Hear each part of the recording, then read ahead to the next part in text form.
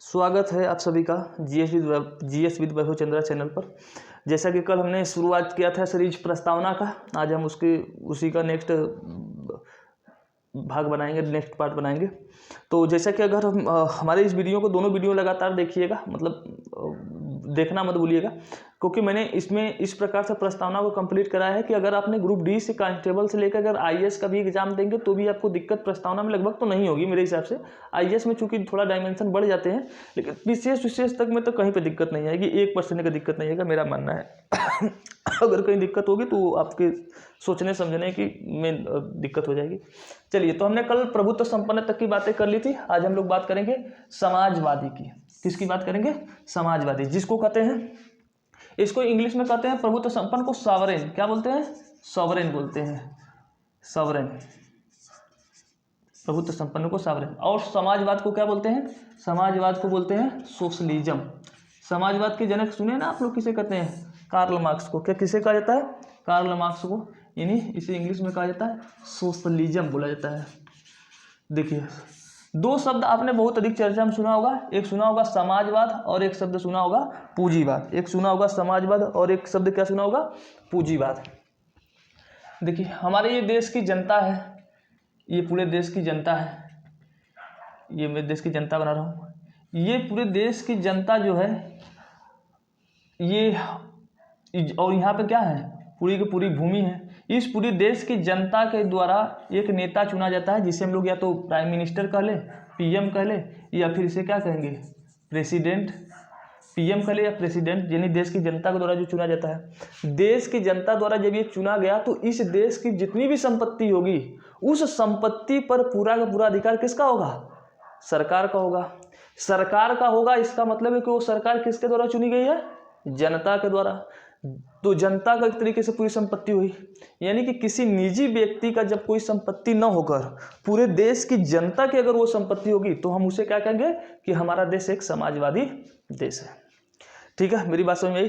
फिर से मैं समझा रहा हूँ। अगर किसी देश में जितनी संपत्ति है, उस संपत्ति पर निजी किसी व्यक्ति का अधिकार न हो कि उस देश की जनता का या जनता के द्वारा चुनी हुई सरकार का अधिकार है, तो हम ऐसी व्यवस्था को कहते हैं समाजवादी। तो हमारे प्रस्तावना में लिखा है कि हम भारत को क्या बनाएंगे? समाजवादी।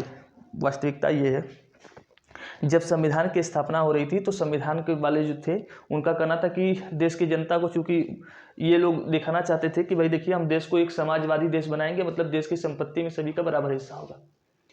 लेकिन क्या आपको लगता है कि उस वक्त जो लोग अमीर व्यक्ति थे या जो संविधान में जो लोग व्यक्ति थे वो तो पूंजीपति घराने के थे, अधिकतर अमीर घराने के थे, उच्च घराने के थे, वो अपनी संपत्ति इस देश की जनता को देंगे?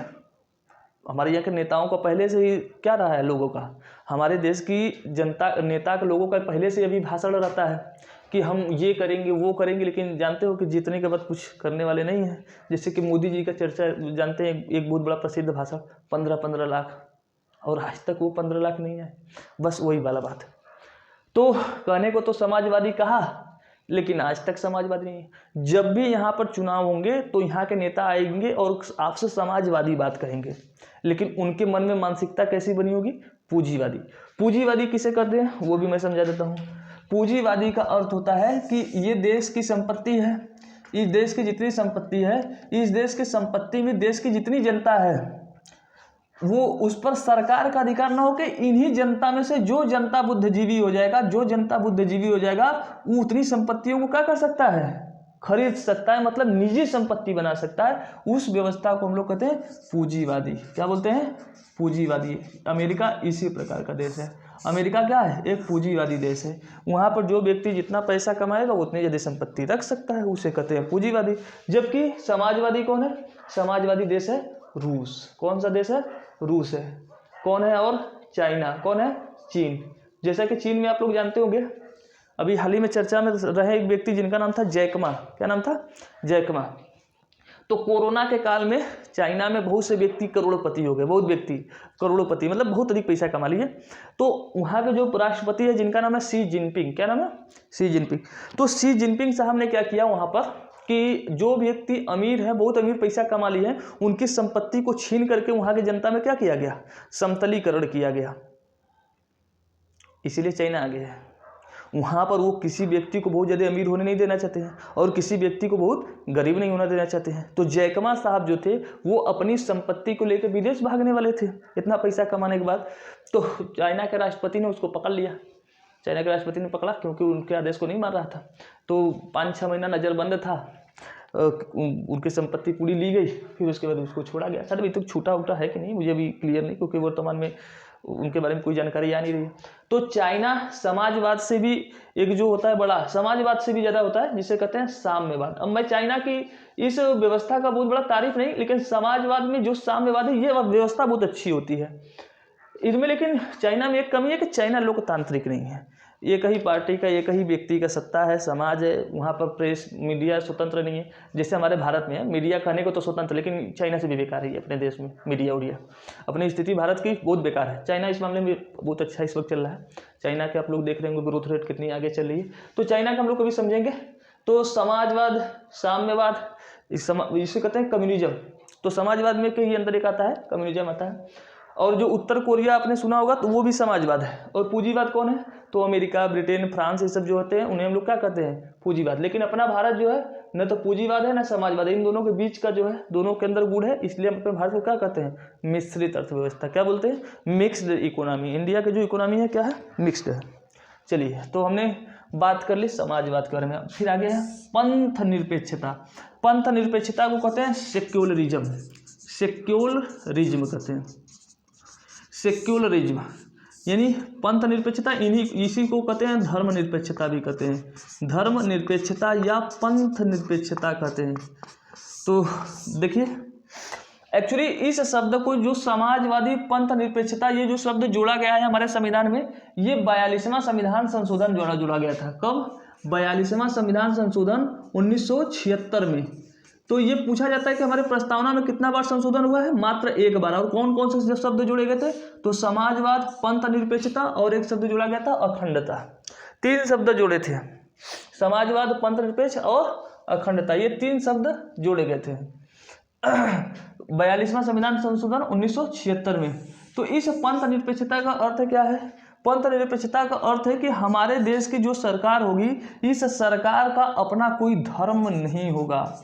धर्म का मतलब होता है कि सरकार किसी भी धर्म के प्रति झुकी हुई नहीं होनी चाहिए। अगर कोई सरकार जो होता है वो धर्म के खिलाफ, मतलब किसी धर्म को लेकर कार्य करता है, तो वो सरकार जो है वो संविधान के खिलाफ कार्य कर रही है।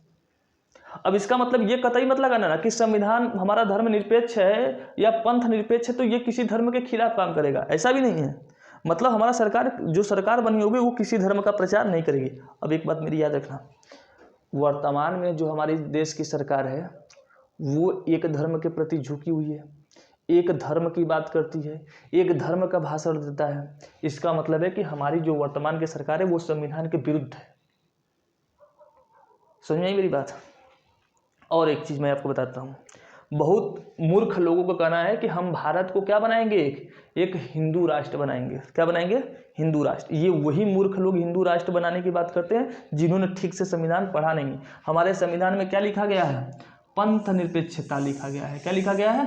पंथ निरपेक्षता। अच्छा, हिंदू राष्ट्र मान लीजिए, अगर ये लोग कहते हैं बार बार कि अगर घोषित कर देंगे तो हिंदू राष्ट्र घोषित करके कौन सा विकसित हो जाएंगे?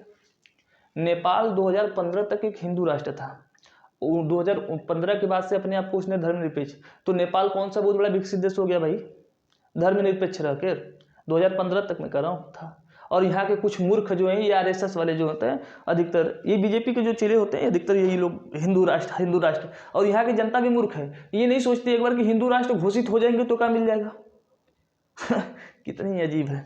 एक्चुअली मैं तुम्हें एक बात और बता रहा हूँ, बहुत बार व्हाट्सएप पे एक मैसेज आता है कि अगर आपने जय श्री राम नहीं लिखा या आपने ये नहीं कहा कि मैं एक कट्टर हिंदू हूँ तो आप हिंदू नहीं हैं। अब जैसे ही इस मैसेज को कोई पढ़ता है तो जय श्री राम लिखता है, आप शेयर करता है, आप लिखो कि मैं गर्व से कहो हम हिंदू हैं। ये सब जो बातें मैसेज करते हैं, जो कमेंट करते हैं ना, एक्चुअली ये हमारे देश के राजनेताओं के द्वारा इसमें पोलिंग करवाई जाती है। वो पता करते हैं कि हमारे देश, जैसे ही किसी व्यक्ति ने शेयर किया, कमेंट किया, इसका मतलब पता चल गया सरकार को या ये जो फेसबुक या व्हाट्सएप या कंपनियों को पता चल जाता है कि इस इस मैसेज के द्वारा, इस संदेश के द्वारा समाज में क्या किया जा सकता है, अपने कंपनी का प्रचार कराया जा सकता है, वोट पाया जा सकता है। तो इसी को कहते हैं बिग डाटा, इसी को क्या कहते हैं, बिग डाटा कहते हैं। यानी कि बहुत बड़ा संदेश वो लोग क्या करते हैं, कलेक्ट करते रहते हैं। और हमारे देश की आम जनता जो है, मूर्ख जनता जो है, इस मामले में, धर्म के मामले में अपना रिप्लाई दे करके, अपना जवाब शेयर कर करके वो लोग पता, जैसे आपने मैसेज देखा होगा कि अगर आपने इस फोटो को शेयर किया तो आपके घर में धन की वर्षा होगी, आपके साथ अशुभ होगा। ये सब मैसेज के माध्यम से वो क्या पता करना चाहते हैं, कंपनी के लोग वो पता करना चाहते हैं कि क्या धर्म के प्रति अभी यहाँ के लोग भावुक है कि नहीं है, लोगों के अंदर डर है कि नहीं है, वो डाटा कलेक्ट करते रहते हैं। और यहाँ के देश की जनता समझ नहीं पाती है बात को, क्योंकि गांव के गरीब व्यक्ति जो होते हैं वो डरे और सहमे रहते हैं आज भी, कि कहीं ऐसा ना हो कि शेयर ना करूँ तो मेरे बच्चे मर जाएंगे, मेरी बीवियाँ मर जाएंगी। ऐसे ऐसे यही को बिग डाटा ये कंपनियों वाले करवाते रहते हैं। और बहुत बार व्यक्ति को देखा होगा, फेसबुक पे लिखा रहता है कि अगर आप इन्हें ये कमेंट नहीं किया तो आप सच्चे हिंदू नहीं, ऐसी बातें। तो पंथ निरपेक्षता हमारे यहाँ, पंथ निरपेक्ष हमारा देश है भाई, आप लोग पंथ निरपेक्ष। और मूर्ख लोगों का, कुछ लोगों का कहना है कि वो तो इंदिरा गांधी ने हमारे देश में ये शब्द जुड़वा करके हमारे देश को पंथ निरपेक्षता लिखवा दिया, नहीं तो हम लोग क्या थे, हम लोग एक धर्मनिरपेक्ष और हम लोग हिंदू राष्ट्र थे। मूर्ख लोगों का कहना, हमारा, हम जब पढ़ेंगे पूरा संविधान तो हम लोग दिखाएंगे कि बहुत जगह ऐसे सबूत आएंगे कि जो कि हमारा संविधान क्या है, पंथ निरपेक्ष है। और एक देश शब्द आता है लोकतंत्रात्मक, क्या शब्द आता है, लोकतंत्रात्मक। लोकतंत्रात्मक का मतलब होता है कि हमारे देश की जनता का शासन, ये हम देश की जनता बना रहे हैं, यानी ये हमारा एक देश है, हमारे देश में रहने वाले जो व्यक्ति हैं, हमारे देश में जो रहने वाले व्यक्ति हैं, इन व्यक्तियों के द्वारा ही अपने लोगों में से, बीच में से किसको चुना जाता है, सांसद को चुना जाता है। सांसद को चुना जाएगा केंद्र सरकार चुनने के लिए, और राज्यों के लिए चुना जाएगा विधायक को, कि विधायक मिलकर मुख्यमंत्री बनाएंगे। यानी जनता के द्वारा सांसद चुना गया और विधायक चुना गया, और विधायकों और सांसदों से क्या चुना जाएगा, प्रधानमंत्री और मुख्यमंत्री। तो भारत में लोकतंत्र यानी जनता का शासन है, लेकिन कौन सा जनता को भी, तो अप्रत्यक्ष। मेरी बात याद रखना, लोकतंत्र में कौन सा भारत में चलता है, तो अप्रत्यक्ष सरकार है। कैसी सरकार है, अप्रत्यक्ष, अप्रत्यक्ष है। और कैसा है, भारत में जो लोकतंत्र है वो कैसा है, अप्रत्यक्ष। क्योंकि ये बहुत बार पूछा है तो बहुत बार लगेगा आपको कि अरे हमारा देश में तो प्रत्यक्ष जनता का शासन है, जनता डायरेक्ट सरकार चुनती है, तो नहीं, भारत में अप्रत्यक्ष लोकतंत्र और प्रतिनिधित्मक है, प्रतिनिधित्मक है, यानी प्रतिनिधि वाला सरकार है, निधित्मक, यानी कि जनता के द्वारा जो विधायक सांसद चुने जाते हैं इन्हीं को कहते हैं प्रतिनिधि। ये जो होते हैं ना सांसद और विधायक, इन्हीं को क्या कहते हैं, प्रतिनिधि। तो अप्रत्यक्ष और प्रतिनिधि, हम लोग प्रतिनिधि चुनते हैं, प्रतिनिधि सरकार चुनती है, तो इन्हीं लोकतंत्र तो है, लेकिन अप्रत्यक्ष और प्रतिनिधित्मक सरकार है। और गणराज्य का मतलब क्या होता है भाई, एक बार मिटा ले फिर समझाते हैं आगे। चलिए हम लोग आते हैं, तो लोकतंत्रात्मक को अगर पूछा जाए इंग्लिश में क्या कहता है, तो लोकतंत्र को हिंदी में बोलते हैं डेमोक्रेटिक। क्या बोलते हैं इंग्लिश में, डेमोक्रेटिक। तो बहुत बार सुना होगा डेमोक्रेटिक पार्टी, यानी लोकतांत्रिक सरकार की बात करते हैं लोग, तो डेमोक्रेटिक। और गणराज्य का मतलब क्या होता है, गणराज्य को इंग्लिश में बोलते हैं रिपब्लिक। क्या बोलते हैं, रिपब्लिक। एक बार मुझसे एक लड़की ने क्वेश्चन पूछा था जिसका नाम था ज्योति विश्वकर्मा। उसका क्वेश्चन था कि सर मुझे लोकतांत्रिक और गणराज्य में मतलब समझा दीजिएगा। तो अगर वहाँ पर वो नहीं समझ पा रही तो आज समझ लेगी। देखिए गणराज्य कहते हैं किसे, तो जैसे मान लेते हैं कि ये हमारे देश में एक राजा है, ये हमारे देश में क्या है, एक राजा है, और इस राजा का नाम है ए। ये राजा का नाम क्या है, ए नाम है। और ये राजा, जब इनके राजा के कितने पुत्र हैं, राजा का मान लेते हैं कि 2 हैं, बी, एक सी और एक डी। अब ये जब राजा मरेंगे, जब ये राजा मरेंगे तो इन तीनों लड़कों में क्या होगी, आपस में लड़ाई होगी। और मान लेते हैं कि सी ने लड़ाई जीत लिया, सी क्या बनेगा, राजा बनेगा। सी अब लड़ाई लड़के बना है, यानी अत्याचारी से बना होगा, मार करके बना होगा।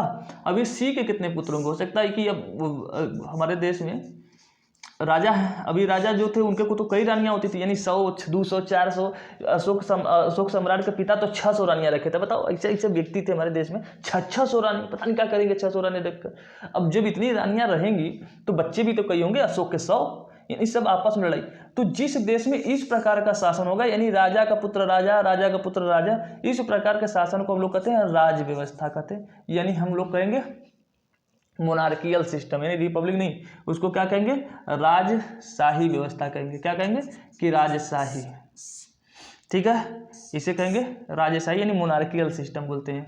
लेकिन जिस देश में जो राज्य का जो मुखिया होगा ये किसके द्वारा चुनी जाएगी, जनता के द्वारा। आप कहोगे कि सर जनता के द्वारा कैसे चुनी जाएगी भाई, तो मैं बता रहा हूँ। अब फिर इसका जो नया व्यक्ति अब राष्ट्रपति बनेगा, ये राष्ट्रपति है किसके द्वारा चुनी, जनता के द्वारा।